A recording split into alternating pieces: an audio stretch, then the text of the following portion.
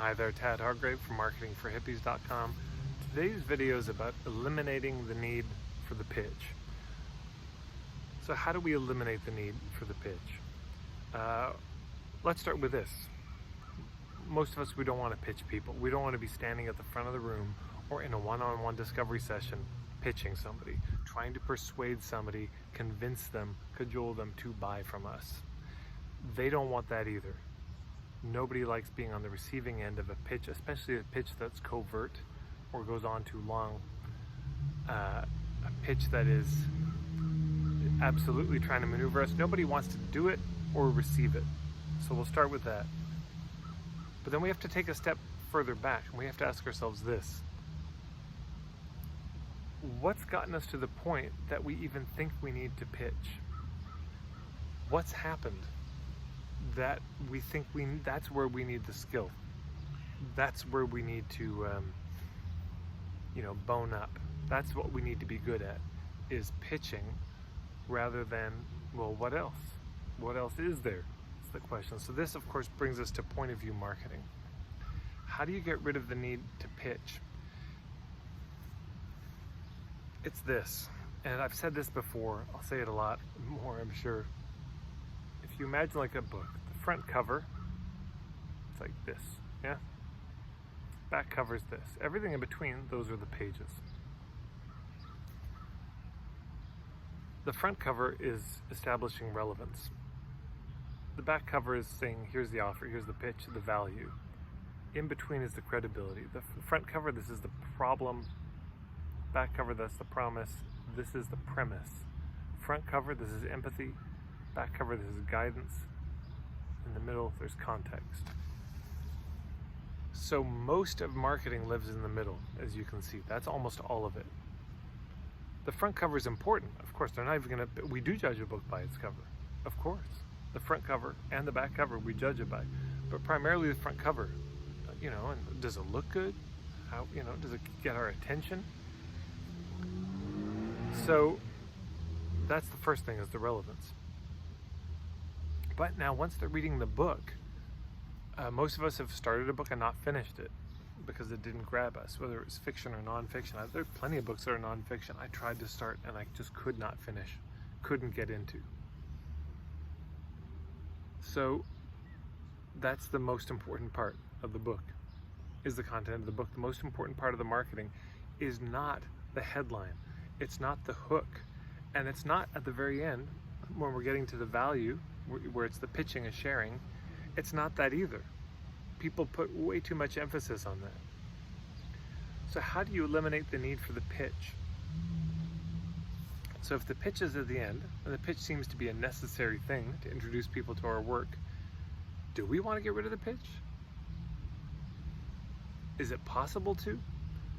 So here's my take. If we consider the pitch as a form of persuasion to get people to buy, to get people to say yes, to get the sale, and a way of engaging in that conversation that is designed to influence them to buy, yes, we can absolutely and probably ought to get rid of that part of the selling process. It's not required, it's not needed.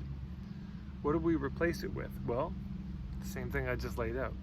First thing is you establish relevance. You get their attention in such a way that they say, oh, this is interesting, this is for me. I want to buy that kind of product. Oh, I've got that problem. I want that result. That's number one. Once we have that, what do? We make the case for our point of view. If it's a product, we make the case for how we think that product should be made. And if it's a service, it's our case, we make the case as to the way to get from island A to island B. We make a case on how to solve that problem best. That's most of marketing.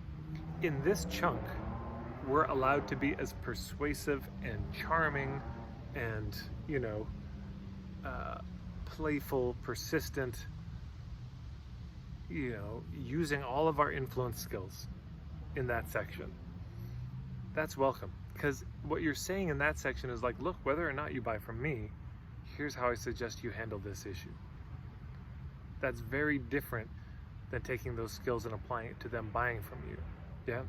So all of the persuasion, all of the, attempts to influence are trying to, you're like a lawyer trying to make a case, but the case is not, and at the end you should buy from my client, but it's at the end you say, and if you ever need to handle this problem, here's how you should do it. It's education, in other words. It's okay as a teacher to be persuasive. It's okay as a teacher to be, a little sneaky in helping people get a lesson. It's okay. All those things are good there. And it's okay to have a lot of emotion and passion in this middle section.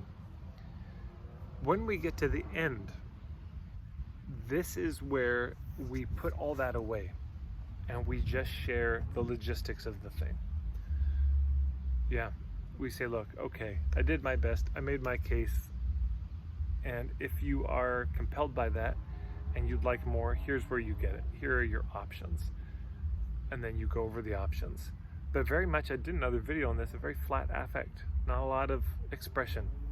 Why? Because at that moment, any pressure is too much. All you have to do is share it. They understand it's for sale. They understand they could buy from you. That's no mystery to them. They understand that you would make money and benefit if they bought.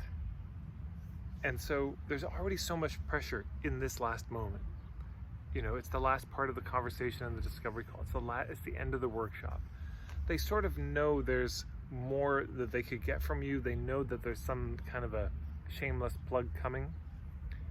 But if they are then at that point subjected to a 30, 45 minute high pressure, using a lot of fake scarcity kind of pitch, it will actually backfire. It might get them to buy in the moment, but then they'll ask for refunds, they'll resent it, and more likely it will have them lean back, and not want to engage. So I'm not saying we don't share at the end, but I'm saying it's not a pitch. It's a sharing. It's not, let me make the best case, why you should sign up for this as most of the effort. Of course you share well. You say, here's what we've got. We know there's risk. Here's what we've done to reduce the risk for you. We know that, price is an issue, so here's what we've done. You lay all that out, but it's like you lay it out on the table in front of them. You don't try to put it in their hands, and then you just step back, and they're going to decide. They're going to make the decision at that point. There's not much else you can do. And again, if you haven't made the case in this section, you are not going to make it in this final section. There's nothing you can do to change it. But if you did make the case really well in this section, you don't need to do much in this one. So how do you eliminate the need for pitching and marketing? You pitch your point of view. You don't pitch the product. Yeah, you don't try to sell the course. You try to sell the concept. And even then, you're still just sharing it. You're sharing it as well as you can, as articulately as you can, as beautifully as you can, as persuasively as you can, but it's still just sharing. And if at the end of it, they disagree with you, fine. It's in their hands anyways. I mean, what are you gonna do about it? And so many of the marketing tactics, the manipulations, are a sort of attempt at controlling the world out of some real fear that if we just let life be wild, if we just let people make the decisions that we make, then we won't be taken care of. And if we're not sustained by our work, what people think is, I'm not getting the results I want, so I know what I need to do. I need to work on this. And I would say no. If this isn't working for you, if your business is not profitable, the very first thing you do is you focus here. This first bit, the niche. What do you want to be known for? What are you doing even?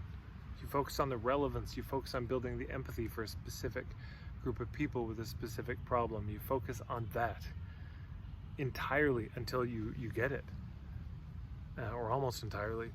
And then you focus on this. And then when you get to this, if somebody comes in a room, let's say they say, I've got sore feet, and you're doing a workshop about sore feet, and you make a really compelling case during the whole thing.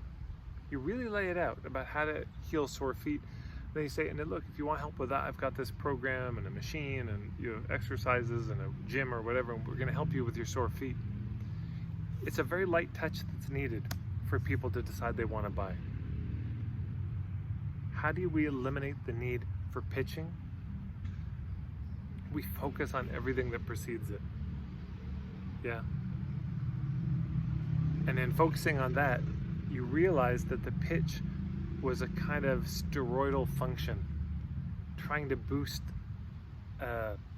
something to compensate for the absence of a lot of things. And like steroids, has its own devastating effect on the body of our business in the long term. So hopefully that's clear. If you have any questions, if this didn't make any sense, please put them below. If it left you with more questions, I'd love to hear them. You can check out my other videos here on YouTube. If you want to know when new videos are coming, hit the red subscribe button and the bell icon. Of course, sharing these videos is helpful. You can find me on Instagram, Marketing for Hippies, and always at my website, marketingforhippies.com.